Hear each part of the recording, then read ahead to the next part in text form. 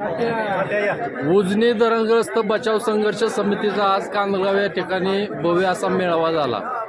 हा मेळावा नेमका कशासाठी झाला? तुमच्या प्रमुख मागण्या काय आहेत? आमच्या मागण्या म्हणजे जी शासनाने 17 जून 2019ला जो एक JR केला आणि त्यानंतर त्याच्यात सुधारणा करण्यासाठी 8 ऑक्टोबर 2025ला नव्यानं JR एक केला।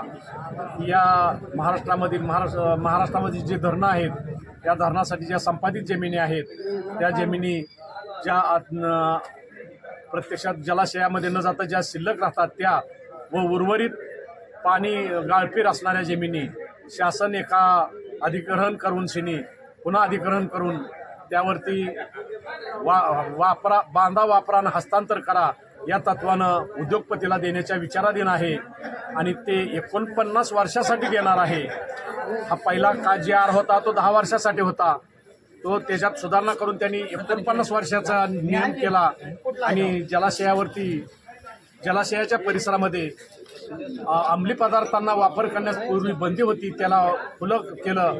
याचा अर्थ शासनाच्या विचाराधीन काय आहे? ज्या जमिनी 200-500 रुपये एकराने घेतल्या त्या जमिनीचं मूल्य आज जर पाहिलं या उजनी जलाशयावरती मला वाटतं 3 ते 4 हजार एकर जमीन अशी आहे की प्रत्यक्षात पाण्यात बुडत नाही, परंतु संपादन झालेले आहे।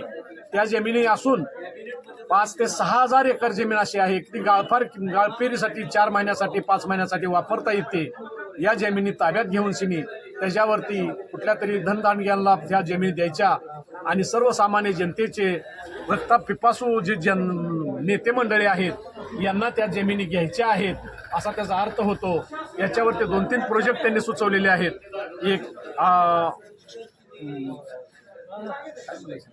एक पर्यटन आणि दुसरा सौर ऊर्जा आणि आणखीन एक प्रकल्प आहे त्याचं नाव अजून आधी कळालेलं नाही आम्हाला, परंतु 3 प्रकल्प आहेत याच्यासाठी या जमिनी घेणार आहेत।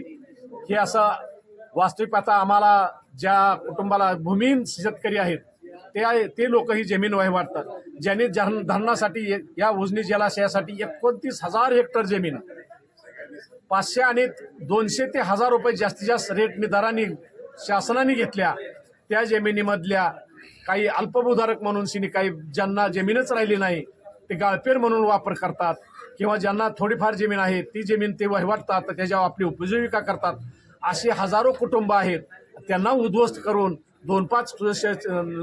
4-2 उद्योगपतीला जर वर्धित मोठं करायचं असेल तर शासन जनतेसाठी आहे की उद्योगपतीसाठी आहे हा खरा प्रश्न निर्माण होतो आणि या सर्वाला आमचा विरोध असेल। आम्ही या निमित्तानं या ठिकाणी पहिला मेळावा आयोजित केलेला आहे, लोकांचं मनोगत ऐकलेलं आहे, लोकांची भूमिका काय ते पाहिलं आहे आणि भविष्यामध्ये जर याला रस्त्यावर उतरण्याची वेळ आली तर आमची उतरायची तयारी आहे असं आम्ही या निमित्तानं सर्वांच्या वतीनं ग्वाही करतो। मागाशी मेळाव्यामध्ये आपल्या मनोगतामध्ये आपण म्हटला की रक्तपात झाल्याशिवाय राहणार नाही, खरंच शेतकरी इतका आक्रमक झालाय? हो, ज्याच्या जीवनमरणाचा जर प्रश्न आहे, उदरनिर्वाहाचं जर तुम्ही हिसकावून उदरनिर्वाहाचं जे साधन आहे ते जर तुम्ही काढून घेणार असेल तर असं आत्महत्या करण्यापेक्षा शासनाला लढून मेलेलं काय वाईट, म्हणून त्या लोकांच्या भावना तशा आहेत।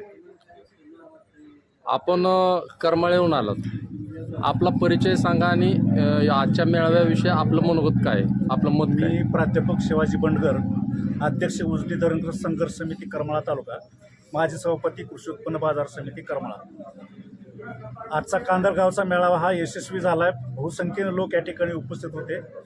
उजनी धरणासाठी त्याग केलेल्या लोकांवर अन्याय करण्याची शासनाची जी भूमिका आहे ती अनाठायी भूमिका आहे आणि या अनाठायी भूमिकेमुळं प्रत्यक्षामध्ये ज्या लोकांनी त्याग केला, आपली घरदारं जमिनी आणि श्रद्धा गाडल्या पाण्याखाली, त्या लोकांवरती पसाभरपुरते जमीन झालेल्या आहेत त्या जमिनी माघारी घेऊन त्यांना परागंदा करण्याचं धोरण शासन आखत आहे।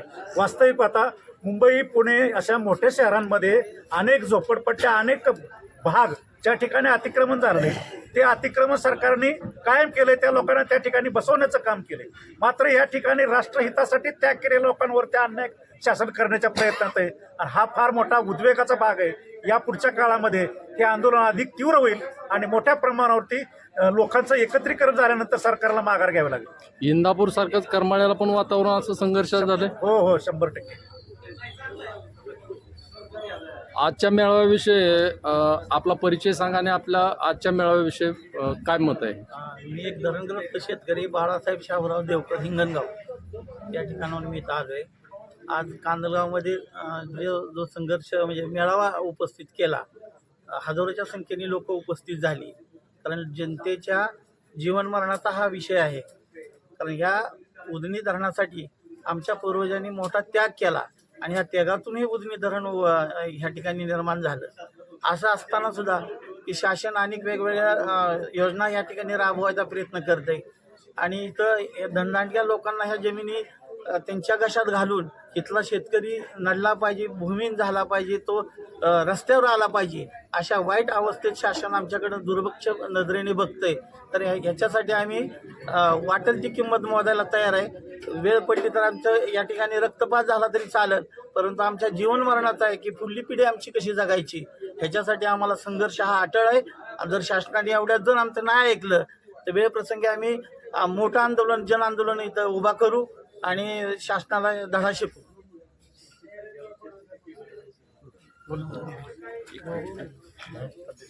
तुमचा लढा आता म्हणजे आंदोलनाच्या वेळेने आणि प्रशासकीय ह्याच्या उभी आहे का?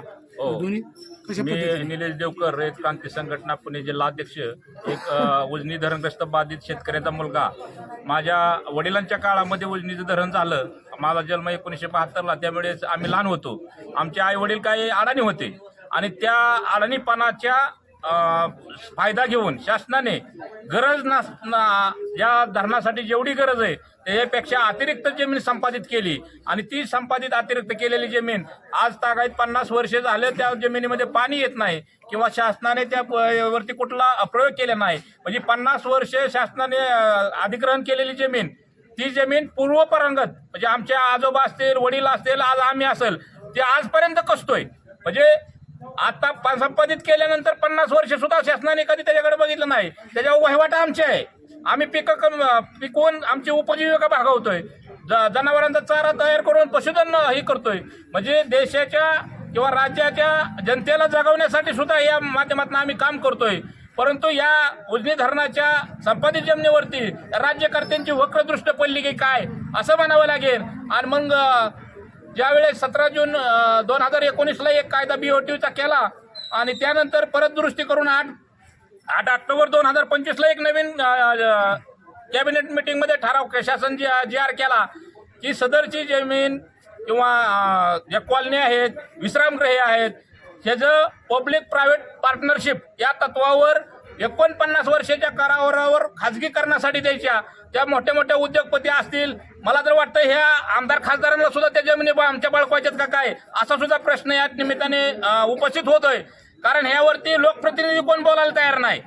200-200 एकर 400-400 एकर एका जागेवर असणारी जमीन आहे, ती कदाचित या लोकप्रतिनिधींना सुद्धा गरज म्हणजे आहे की काय. कारण आता तिजोरीमध्ये खडखडाट झालाय, मग तिजोरीमधनं भ्रष्टाचार करा, ह्यांना काय पैसा मिळाला नाही म्हणून आमच्या जमिनी हडप करून त्याच्यातनं भ्रष्टाचार करायचा काय अशी शंका या निमित्ताने उपस्थित होती.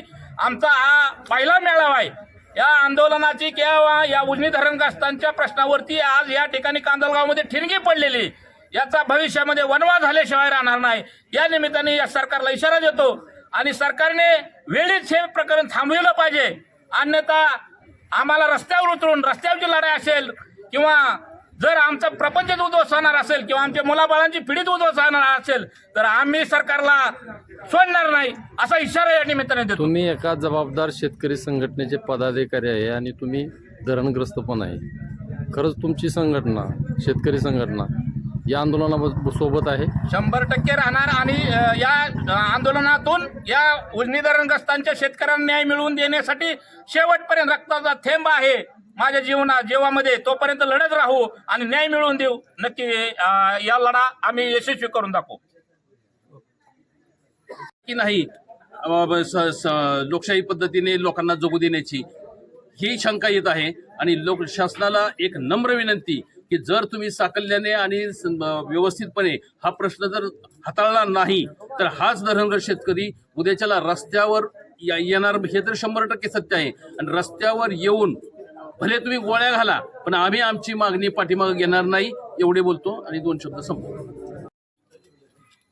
आज आपण या कांदलगाव या ठिकाणी उजनी धरणग्रस्त बचाव संघर्ष समितीच्या मेळाव्यासाठी आलेला आहात. तर आपण कुठून आला आणि आजच्या मेळाव्याच्या संदर्भात आपली भूमिका काय? मी नीलकंठ शिंदे, कोंडार चिंचोली, तालुका करमाळा, जिल्हा सोलापूर आणि सोलापूर जिल्हाध्यक्ष शेतकरी संघटना. आज या कांदलगाव या गावी जे काही उजनी धरणग्रस्तांची जी बैठक झाली, ही बैठक खूप मोठ्या प्रमाणात यशस्वी झालेली आहे. पहिलीच बैठक आज जरी असली तरी या ठिकाणाहून या उजनी धरणग्रस्तांच्या येऊ घातलेल्या संकटावरती ठिणगी पडलेली आहे. आणि हे जरी सरकार लोकशाही पद्धतीमध्ये जरी आत्मसात करत असलं तरी मला नाही वाटत की या ठिकाणी लोकशाही मूल्यांची जपणूक होते आणि लोककल्याणकारी राज्याच्या संकल्पनेला या राज्यकर्त्यांनी पूर्णपणे हरताळ फासलेला आहे. आणि या ठिकाणी जो काही शेतकरी उजनी धरणग्रस्त शेतकरी आहे त्याच्यामध्ये संपादित झालेल्या जमिनीवरचा शेतकरी आहे, गाळपिरीचा शेतकरी आहे, मच्छीमार आहे. आणि आजच्या शेतकरी मेळाव्याच्या संदर्भात आपला परिचय आणि आपली मत काय आहे सांगा. माझं नाव मी धरणग्रस्त दत्ताभाऊ सरडे. आज ह्या मेळाव्यानिमित्त एवढंच सांगू शकतो की शासनाने या जादा जमिनी धरणाच्या मातीकामासाठी अतिरिक्त जमिनीचे वापर केलेले आहेत, त्या संपादन केलेल्या आहेत, तर त्या जमिनी ती धरणाच्या मातीकामासाठी संपादन केलेले असून आता सध्या धरणाचे मातीकाम पूर्णपणे संपलेलं आहे. तरी त्या उर्वरित राहिलेल्या जमिनी मूळ मालकाला, इतर प्रायव्हेट कंपनीला न देता मूळ शेतकऱ्यांना ज्या ज्या जमिनी आहेत त्यांनाच देण्यात याव्यात.